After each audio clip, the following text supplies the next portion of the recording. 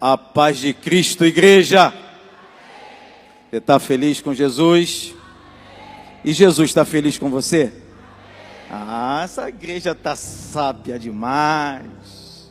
É claro que Jesus está feliz com você. Você está na casa dele. Você veio adorar o nome dele. Quem veio adorar o nome de Jesus nessa noite?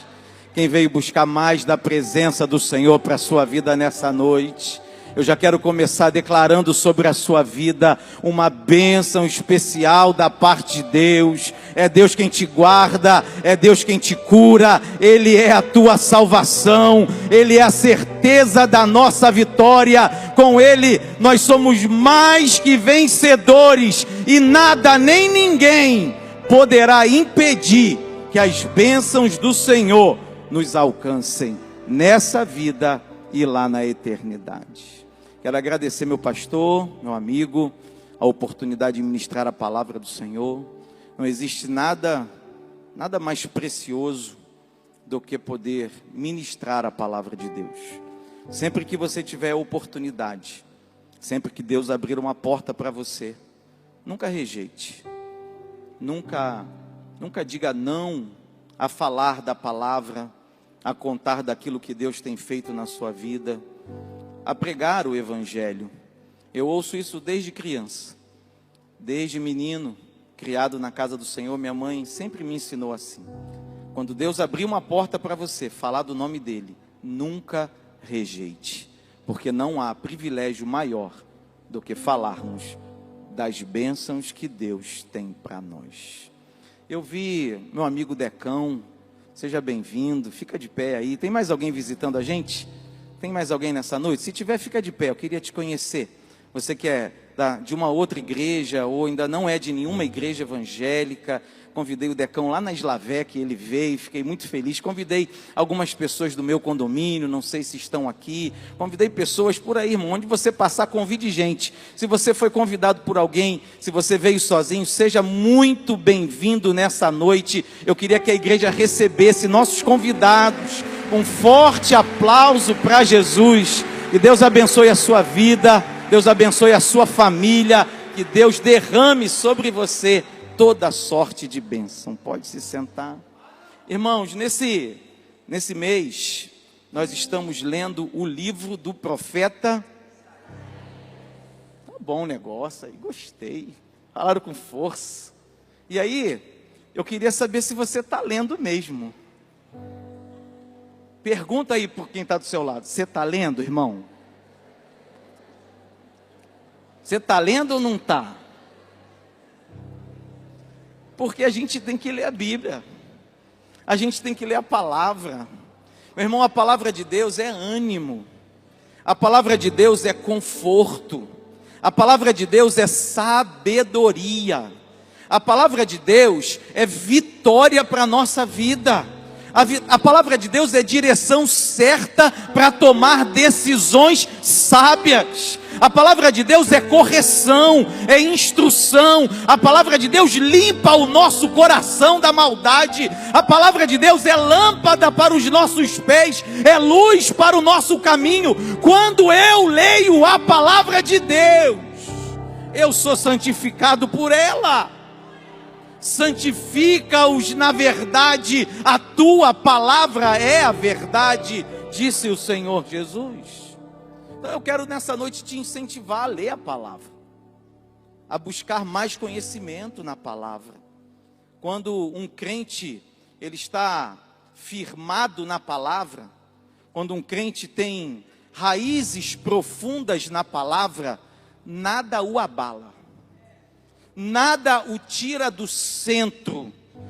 Pode vir a chuva, pode vir o vento, pode vir uma tempestade sobre ele, pode dar sobre a casa, mas a casa não cai, porque ela está firmada na rocha. A rocha é Cristo, a rocha é a palavra de Deus. Então eu quero te incentivar a ler mais a palavra, irmãos. Infelizmente nós vivemos um tempo em que as pessoas são analfabetas em Bíblia. Não sabe nada, essa é a verdade. Você pergunta para as pessoas sobre a palavra, alguma coisa. Eu estou me lembrando de um tempo lá atrás, lembra, Júnior? Eu fiz um teste uma vez, pastor Silas. Tá rindo, né, bonito? Fiz um teste uma vez com a juventude. E aí eu fiz umas perguntas e o pessoal tinha que responder. Era meio que uma gincana, as perguntas bíblicas. E eu perguntei assim: quem é o profeta messiânico? Mas não podia dar cola, né, irmão? Sabe que quem cola vai, você já sabe, né, irmão? Preciso completar a frase para não deixar ninguém assustado. E aí eu perguntei para a juventude: quem é o profeta? E tinha um rapaz da nossa igreja que estava ali na boca para responder aquela pergunta. E aí ele não sabia a resposta, irmão. E o pessoal ficou apontando para mim, para dar cola para ele, ó, apontando para mim. Quem é o profeta messiânico? Fala agora. E o pessoal apontando para mim, para dar cola para ele. Mas o povo ainda assim não saiu o negócio. É importante demais a gente conhecer a palavra. Leia, medite, estude, se aprofunde. A nossa igreja é a igreja da... Não tem como você ser da igreja da palavra sem dedicar tempo à palavra de Deus. E como nós estamos lendo o profeta Isaías, Deus colocou no meu coração falar sobre o profeta Isaías, para que você seja motivado a ler os textos desse mês e continuar lendo a palavra. Quem foi o profeta Isaías? O que nós sabemos sobre ele? Algumas informações para você. O profeta Isaías fazia parte da realeza. Alguns dizem que ele era sobrinho do rei Acais, seu pai Amós era irmão de Acais.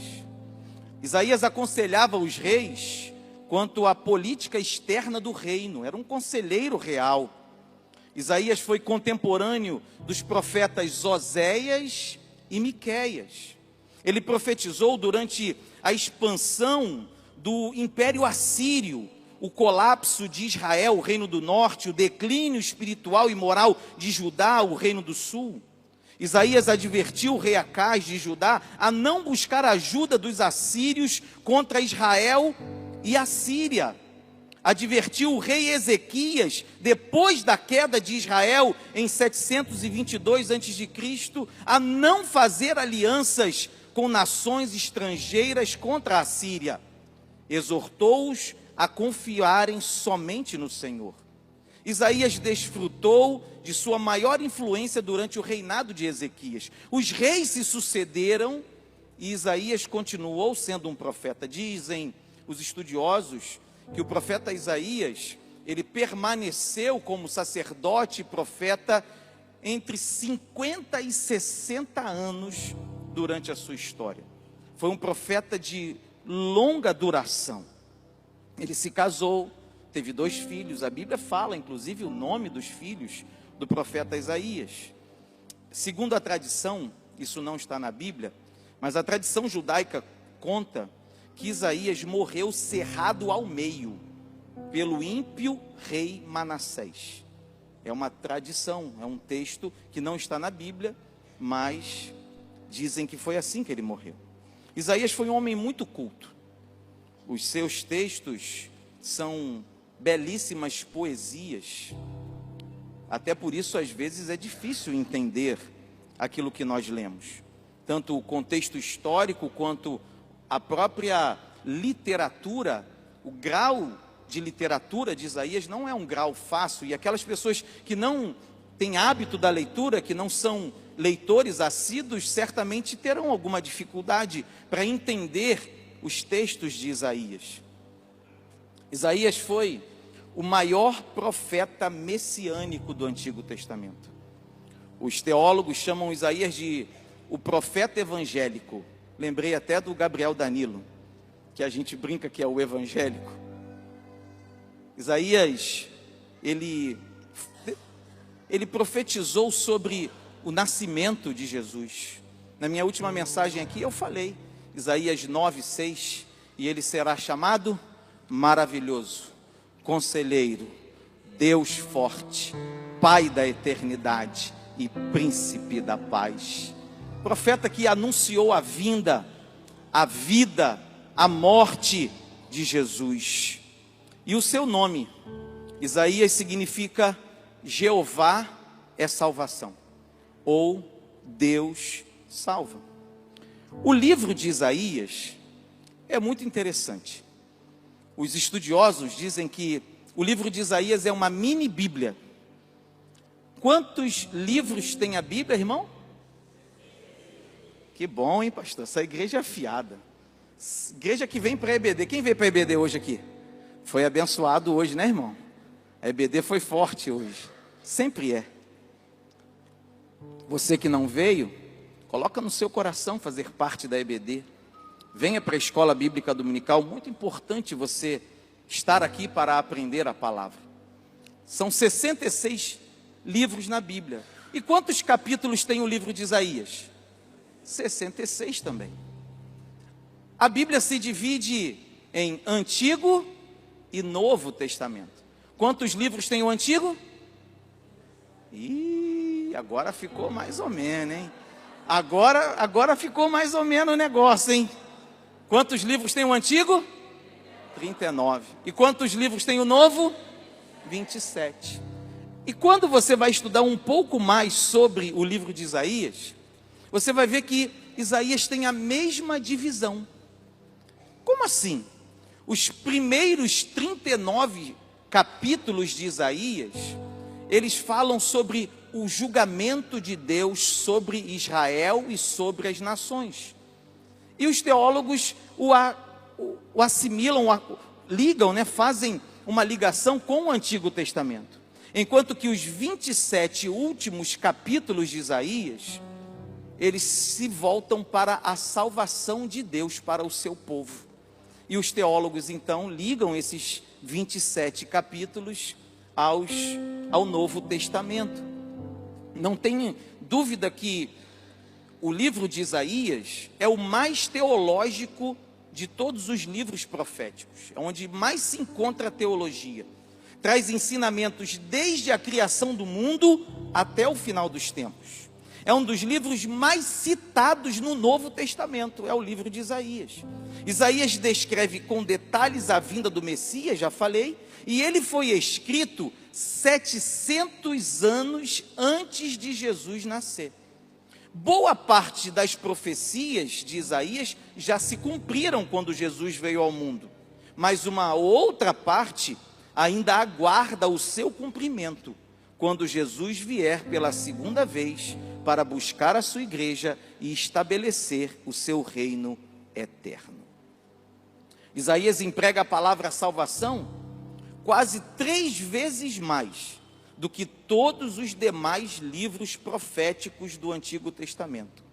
E Isaías revela que o propósito divino da salvação será somente realizado pelo Messias enviado por Deus para salvar a humanidade. Feito esse panorama, tanto do profeta quanto do livro de Isaías, eu quero falar sobre 3 expressões que Isaías usa para descrever o Messias. Uma grande ênfase do livro de Isaías é a vinda do Messias. É aquele que Deus envia como Salvador da humanidade. É o Cristo. Cristo significa aquele que é ungido, aquele que foi consagrado. E é uma designação única e específica para Jesus. Nós falamos Jesus Cristo, mas o correto seria Jesus o Cristo, porque Cristo é um título dado a Jesus, ou Cristo Jesus. Jesus é aquele que foi ungido por Deus, aquele que foi consagrado por Deus e doado por Deus à humanidade para cumprir o seu propósito. Eu quero falar apenas sobre 3 expressões. Abra sua Bíblia no livro de Isaías, capítulo 7, versículo 14.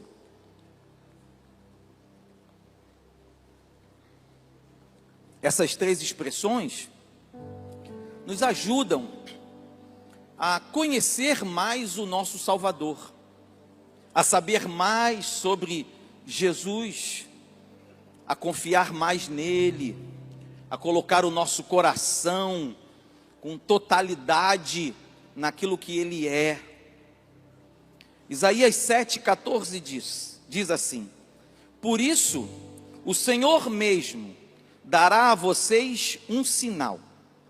A virgem ficará grávida, dará à luz um filho e o chamará Emanuel. Como é o nome? Agora, vai lá em Mateus capítulo 1. Essa foi a promessa. Não se esqueçam que Isaías escreveu 700 anos antes de Jesus nascer. Deus revelou a Isaías aquilo que ele iria fazer.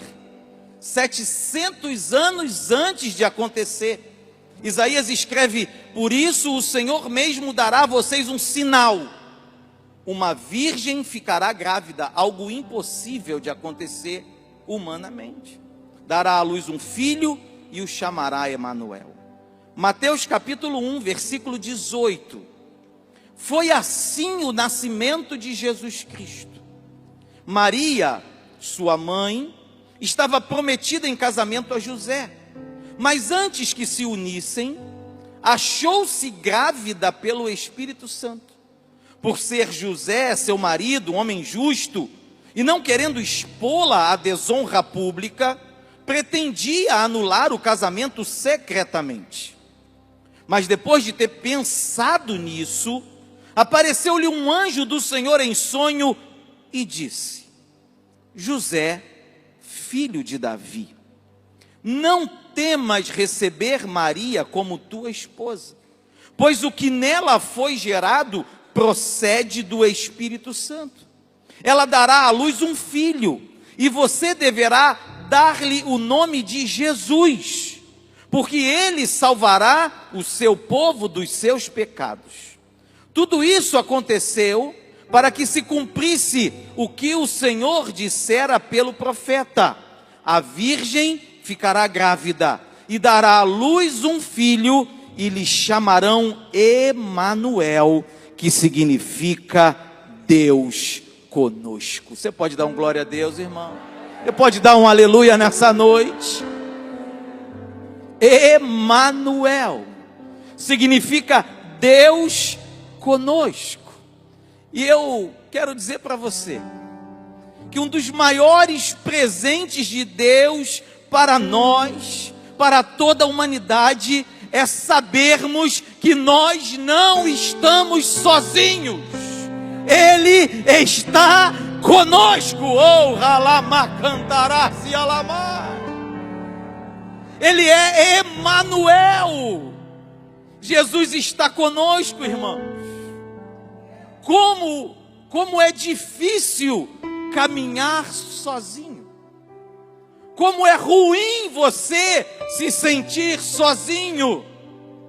Eu não sei se você já experimentou alguma vez na sua vida a solidão, mas a solidão é cruel. E a solidão leva à depressão.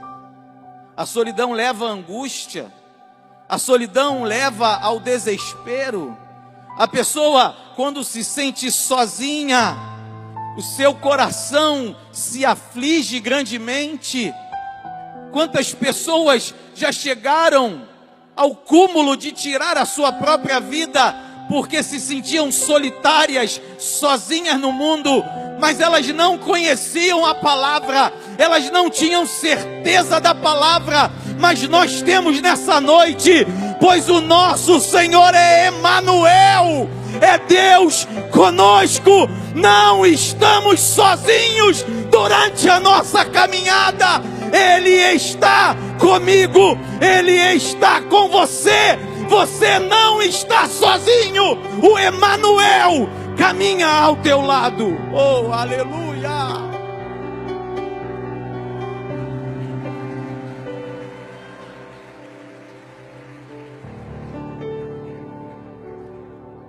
A presença de Jesus, saber que Ele está conosco, nos traz segurança. Isaías 43, versículo 2 diz: quando passares pelas águas, estarei contigo. E quando pelos rios, eles não te submergirão. Quando passares pelo fogo, não te queimarás, nem a chama arderá em ti. Toma posse dessa segurança, irmão. Ele está comigo. Diga, Ele está comigo. Diga, Jesus está comigo. A sua presença me traz segurança. A presença de Jesus nos protege, nos livra. Podemos passar pelas águas, atravessar situações difíceis, viver problemas que não temos como resolver, mas está conosco aquele que pode todas as coisas, e Ele nos garante: estarei contigo, os rios não te submergirão, quando passar pelo fogo você não se queimará, a chama não arderá em ti. Proteção de Deus para a nossa vida, segurança em Cristo para a nossa vida, porque Ele é Emanuel, Ele é Deus conosco. Aleluia! A certeza da sua presença nos fortalece. Isaías 43, versículo 5: não temas, porque eu estou contigo.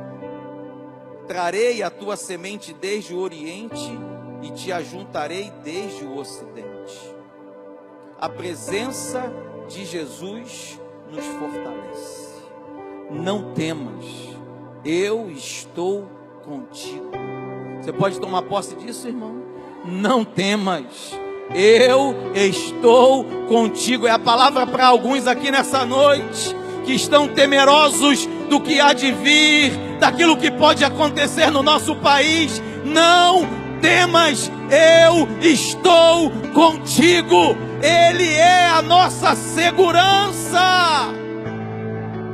Ele é a nossa fortaleza, Ele é a força. Não temas. A presença de Jesus também nos constrange e corrige a rota da nossa vida. Você lembra dos discípulos do caminho de Emaús? Aqueles discípulos estavam decepcionados. Eles esperavam um Messias político que viesse arrancar Israel do domínio romano.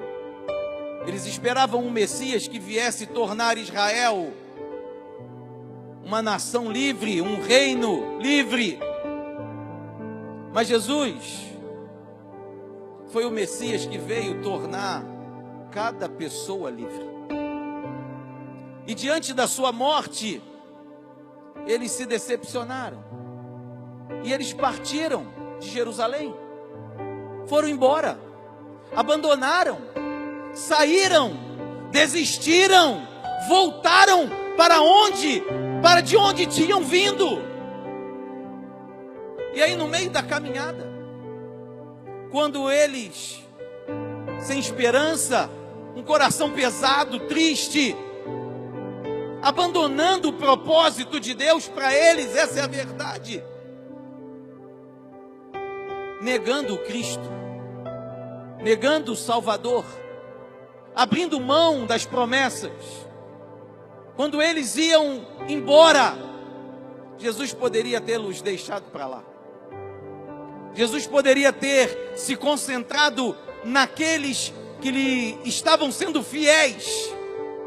Jesus poderia ter se preocupado apenas com aqueles que eram fiéis a Ele, que criam nele, que aguardavam a sua ressurreição, e poderia ter deixado para lá aqueles que o tinham abandonado ou negado. Mas graças a Deus que esse não é o nosso Cristo. O nosso Cristo é aquele que se preocupa com cada pessoa, seja ela boa ou má. O nosso Cristo é aquele que ama a cada pessoa, seja ela fiel ou não.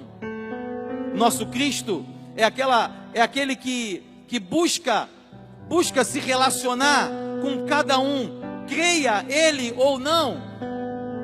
Os discípulos do caminho de Emaús haviam abandonado a fé, mas Jesus não os havia abandonado. Lucas, capítulo 24, narra a história desses discípulos. No versículo 30 diz assim: aconteceu que, estando com eles à mesa, tomando o pão, o abençoou e partiu e lhe deu. Abriram-se-lhe então os olhos e o conheceram, e ele desapareceu-lhes. E disseram um para o outro: porventura não ardia em nós o nosso coração quando pelo caminho nos falava e quando nos abria as escrituras? E na mesma hora, levantando-se, voltaram para Jerusalém e acharam congregados os 11 e os que estavam com eles, os quais diziam: ressuscitou! Verdadeiramente o Senhor ressuscitou e já apareceu a Simão. E eles lhes contaram o que lhes acontecera no caminho e como deles foi conhecido no partir do pão. A presença de Jesus nos constrange e nos faz voltar para o caminho certo. Ele é Emanuel. Você entrou aqui nessa noite, eu quero te dizer que Ele tem um plano na sua vida, que Ele te ama, mesmo que você esteja no caminho de Emaús, mesmo que você esteja decepcionado, mesmo que você tenha abandonado, mesmo que você tenha olhado para trás. Ai, cantaramaica.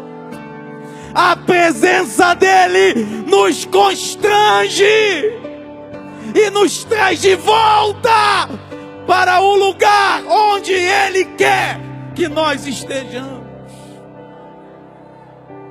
Ele é Emanuel. Ele é Deus conosco. E eu quero dizer para você que Ele prometeu. E se Ele prometeu, Ele cumpre. Mateus 28, 19 e 20 diz: portanto, ide, fazei discípulos de todas as nações, batizando-os em nome do Pai, do Filho e do Espírito Santo, ensinando-os a guardar todas as coisas que eu vos tenho mandado. E eis que eu estou convosco todos os dias, até a consumação dos séculos. Sinta a presença do Senhor nessa noite. Ele está conosco todos os dias. Ele está aqui nesse momento. Ele está na sua casa. Quando você vai dormir, Ele está lá. Quando você acorda, Ele está lá. Quando você vai trabalhar, Ele também está lá. Quando você vai para a escola, jovem, adolescente, Ele está lá. Quando você vai para a faculdade, Ele está lá. Ele está conosco todos os dias, até a consumação dos séculos.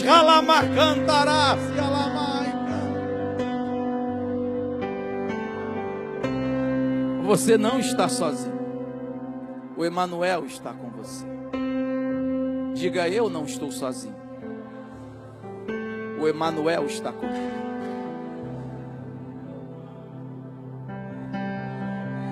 A segunda expressão que Isaías usa, ela é muito interessante e muito contundente. É forte. Isaías 11, abre aí o texto.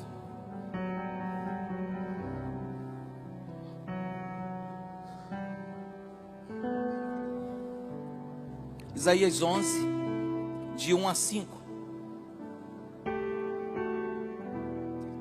Quem achou, diga amém.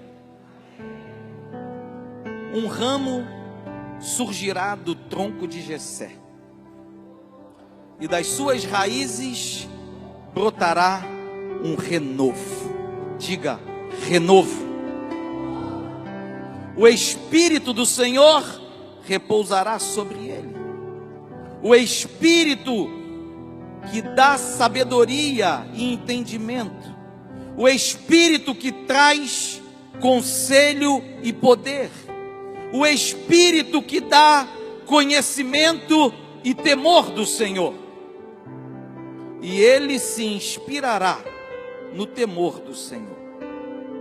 Não julgará pela aparência, nem decidirá com base no que ouviu, mas com retidão julgará os necessitados. Com justiça tomará decisões a favor dos pobres. Com suas palavras, como se fossem um cajado, ferirá a terra, e com o sopro da sua boca matará os ímpios. A retidão será a faixa do seu peito, e a fidelidade será o seu cinturão. Diga um glória a Deus. Diga um aleluia. Eu quero que você dê um aplauso pela palavra. É pela palavra, é pela revelação de Deus ao seu profeta. Oh, Halamá Canturiá-se Acheleita. O renovo do ramo, um ramo surgirá do tronco de Jessé.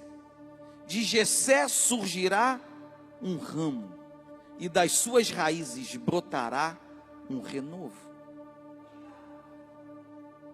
Eu acho que você já compreendeu que esse renovo é Cristo.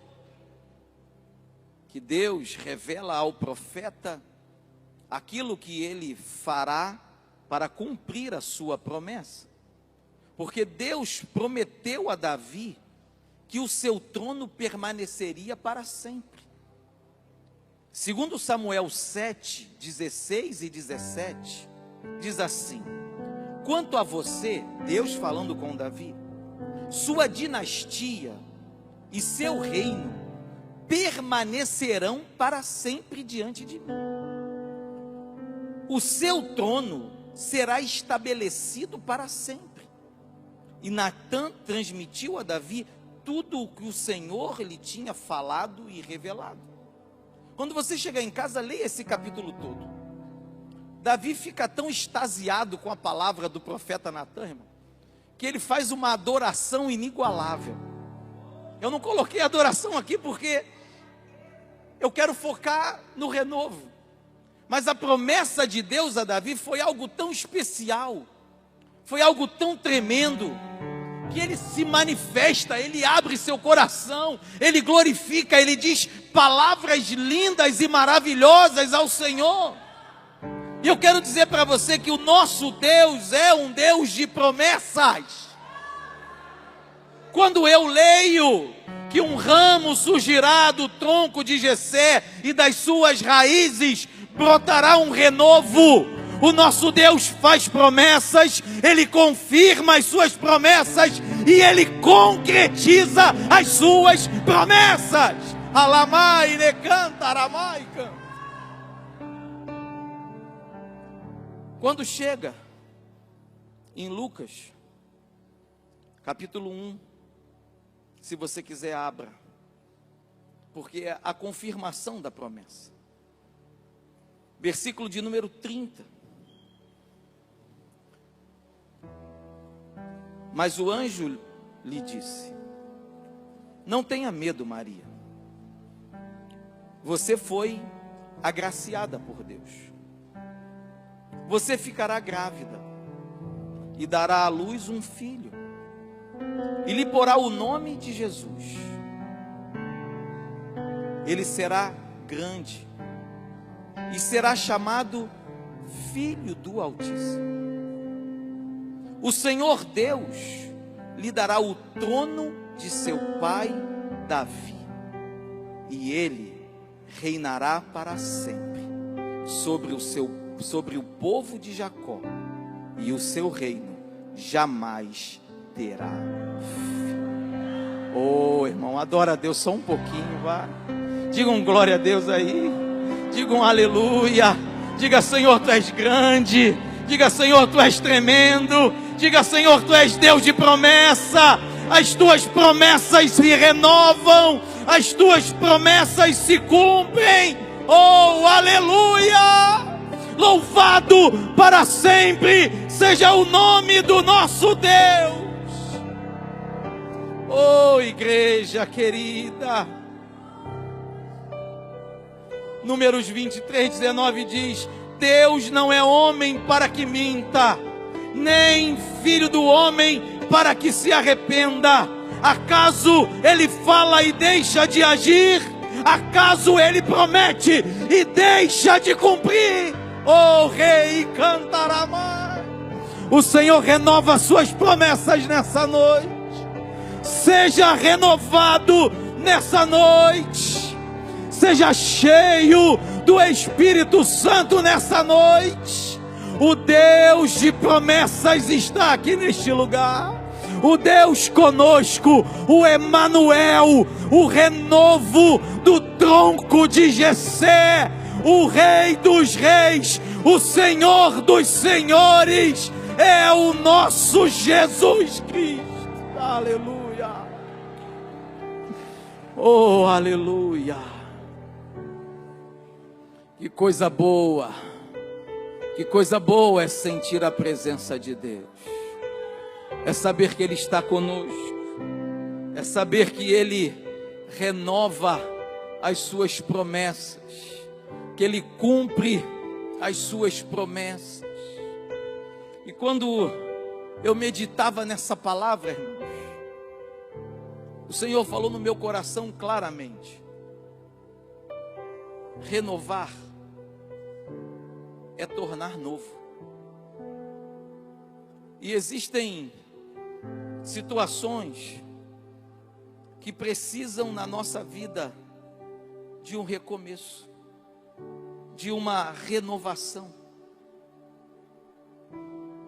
Isaías 43:18 e 19 diz assim: não vos lembreis das coisas passadas, nem considereis as antigas. Eis que eu farei uma coisa nova, e agora sairá a luz, porventura não a sabereis? Eis que porei um caminho no deserto e rios no ermo. Tem gente aqui nessa noite que hoje vai começar uma nova vida, vai recomeçar.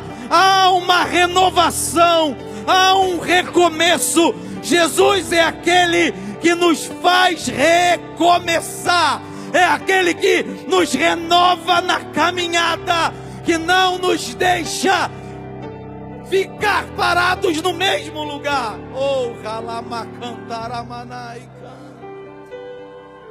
Deus te trouxe aqui para recomeçar algo na sua vida. Deus tem um renovo para você nessa noite. Entenda isso. O renovo de Deus muitas vezes é um recomeço. É um renovar de aliança. Não vos lembreis das coisas passadas. O que passou, passou. Eis que tudo se fez novo. Esse é o nosso Deus. Um Deus de recomeços. Um Deus de renovação. E a última expressão, eu falei que eram 3. A primeira foi? Ih, vocês estão muito fraquinhos, hein? Emanuel. Deus conosco.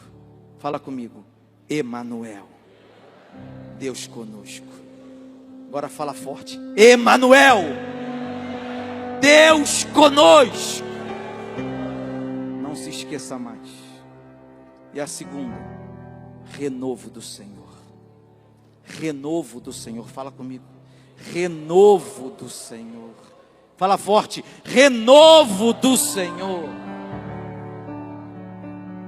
E a terceira expressão que Isaías usa para se referir a Jesus, das 3, a mais forte, a mais impactante, a mais reveladora, a mais transformadora para a nossa vida.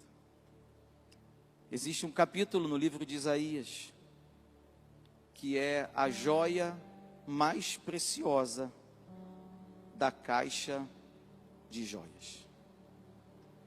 As mulheres sempre têm uma caixinha de joias, não tem? Tem umas que tem muitas, irmão. Tem gente que tem gavetas de joias. Mas sempre tem uma joia especial. Sempre tem um colar ou um anel.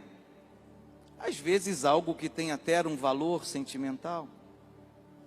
Às vezes não é nem pelo valor financeiro. O livro de Isaías é uma caixinha de joias. Cada capítulo, uma joia preciosa. Mas dentre todas as 66 joias que estão lá dentro, existe uma que é a mais especial de todas. E eu estou falando isso não é de mim, não. Se você estudar um pouquinho mais, se você ler alguns manuais, se você buscar mais conhecimento, você vai encontrar. Todos os teólogos que eu li afirmam que este capítulo é a joia mais preciosa do livro de Isaías. Abra sua Bíblia no capítulo de número 53. O capítulo 53 é um resumo do plano da salvação. O capítulo 53 é a profecia mais específica e mais detalhada sobre a morte expiatória de Jesus na cruz. E eu queria ler com vocês. Não sei se a mídia consegue colocar na tela, eu não tinha planejado isso, mas eu queria ler. São 12 versículos, não é tão grande assim. A mídia consegue colocar? Coloca para mim do versículo 1, nós vamos versículo por versículo, do 1 até o 12. E para que possamos fazer uma leitura uníssona, lembrei do pastor Gilberto Malafaia agora. A igreja fará uma leitura uníssona, a uma só voz. Consegue colocar, por favor? Se não conseguir, eu leio aqui e os irmãos acompanham em suas Bíblias. Sim ou não? Não? Então eu vou ler o texto. Abra sua Bíblia, Isaías 53, e acompanhe comigo. Quem creu em nossa mensagem? E a quem foi revelado o braço do Senhor? Ele cresceu diante dele como um broto tenro, e como uma raiz saída de uma terra seca. Ele não tinha qualquer beleza ou majestade que nos atraísse, nada em sua aparência para que o desejássemos. Foi desprezado e rejeitado pelos homens, um homem de tristeza e familiarizado com o sofrimento. Como alguém de quem os homens escondem o rosto, ele foi desprezado, e nós não o tínhamos em estima. Certamente ele tomou sobre si as nossas enfermidades, e sobre si levou as nossas doenças. Contudo, nós o consideramos castigado por Deus, por ele afligido e atingido. Mas ele foi transpassado por causa das nossas transgressões. Ele foi esmagado por causa das nossas iniquidades.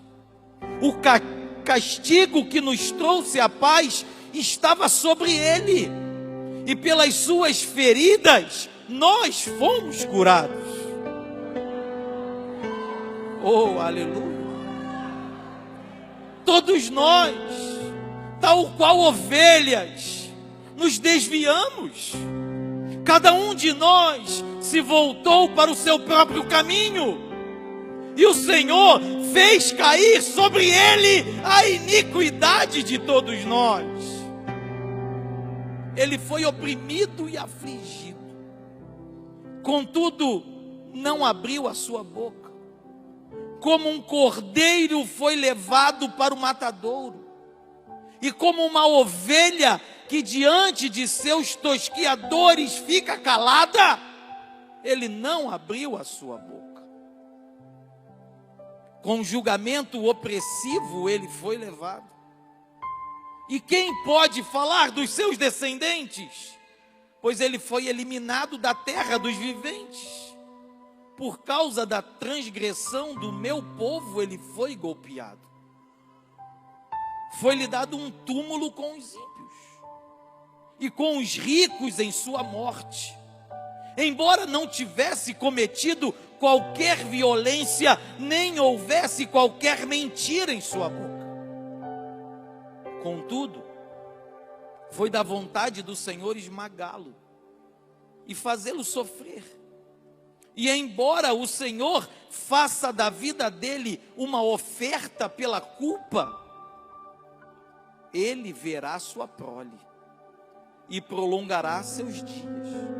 E a vontade do Senhor prosperará em sua mão.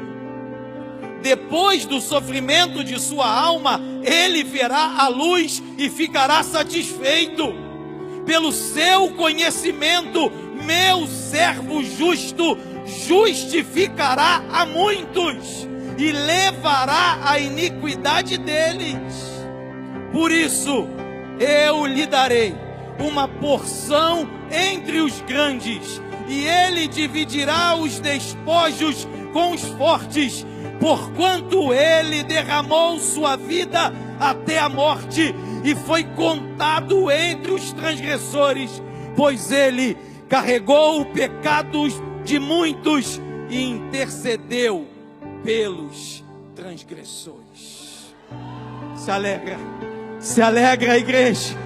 Se alegra, Alamaciamanai, canta, aplaude forte, a glória é dele, a honra é dele, ele é o Salvador, ele é o remidor, ele é o Redentor de toda a humanidade. Ei, cantará, se alamai, necanta.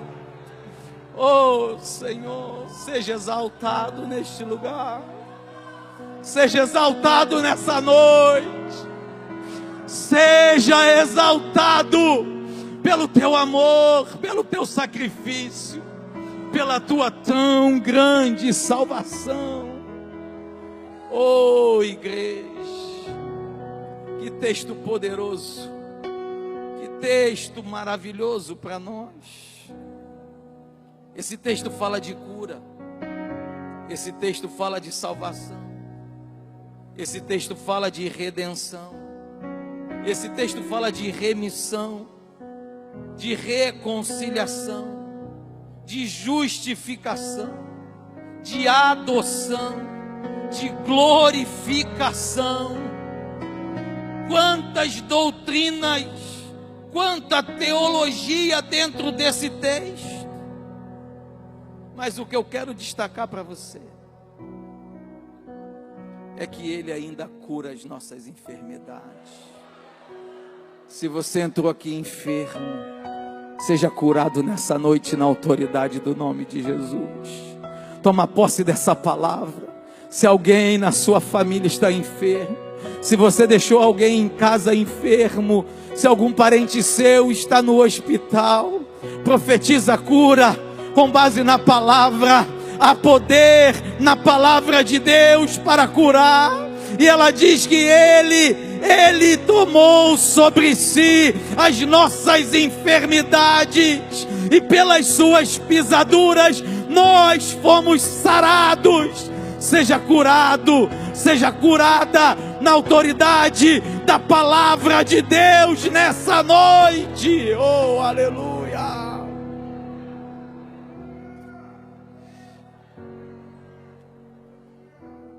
Esse texto fala que Jesus salva, que Ele pagou o preço da nossa salvação, que Ele foi humilhado, para que hoje nós pudéssemos estar aqui reunidos, para que hoje nós fôssemos livres do poder das trevas. Eu e você somos livres para adorar o nome do Senhor. Eu e você temos os nossos olhos abertos para contemplar a glória do Senhor. Eu e você temos nossos ouvidos destampados para ouvir a voz do nosso Senhor, que fala conosco na palavra, na oração, nas madrugadas, nos momentos bons, nos momentos difíceis. Ele fala conosco, porque os nossos ouvidos estão destampados pelo sangue do Cordeiro derramado na cruz. Quantas pessoas prisioneiras do pecado, quantas pessoas cegas pelo pecado, quantas pessoas presas na iniquidade, quantas pessoas vivendo uma vida sem esperança, longe de Deus, quantas pessoas já com seu coração cauterizado e já não sentem mais o toque do Espírito Santo. Mas o Senhor nos libertou, Ele nos deu liberdade, somos livres. Diga: eu sou livre. Diga: eu sou livre para adorar. Diga: Senhor, eu te adoro nessa noite, eu te agradeço pela tua salvação. Fala alguma coisa para Deus aí, fala: Senhor, eu te adoro pela tua salvação na minha vida. Ele pagou o preço da nossa salvação. Foi um preço alto, irmão. Pedro diz assim, na sua primeira carta, capítulo 1, versículos 18 e 19: sabendo que não foi com coisas corruptíveis, como prata ou ouro, que fostes resgatados da vossa vã maneira de viver, que por tradição recebestes de vossos pais, mas foi com o precioso sangue de Cristo, como de um cordeiro imaculado e incontaminado. Foi alto o preço da nossa salvação. Ele pagou um preço alto por cada um de nós. Filipenses nos exorta, Paulo nos exorta em Filipenses capítulo 2, versículos 5 e 11: de sorte que haja em vós o mesmo sentimento que houve também em Cristo Jesus, que sendo em forma de Deus, não teve por usurpação ser igual a Deus, mas esvaziou-se a si mesmo, tomando a forma de servo, fazendo-se semelhante aos homens, e achado na forma de homem, humilhou-se a si mesmo, sendo obediente até a morte, e morte de cruz.